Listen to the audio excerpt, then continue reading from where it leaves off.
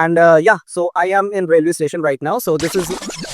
सो कल मेरी एक फ्रेंड से बात हो रही थी and currently she is living an exam so उस एग्जाम की प्रिपरेशंस की ड्यूरिंग उसे कुछ इश्यूज आते then we started discussing about what is the difference between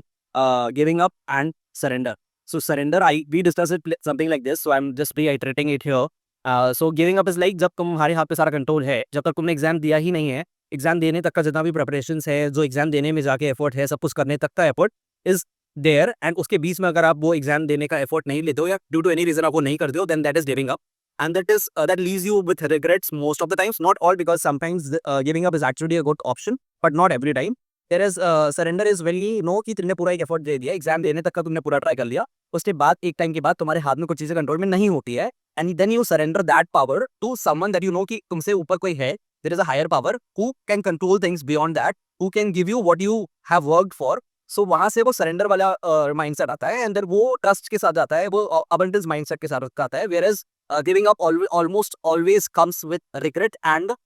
scarcity mindset but also there are exceptions also so giving up and surrender में ये ghostly mindset difference है and yeah so I am in railway station right now so this is a railway station in near my hometown and yeah अब वो लोग चार लोग क्या बोलेंगे उससे फर्क नहीं पड़ रहा है बहुत सारी चीजों पे कम हुआ है अभी भी पड़ता है ऑनेस्टली बट बहुत सारी चीजों में कम हुआ है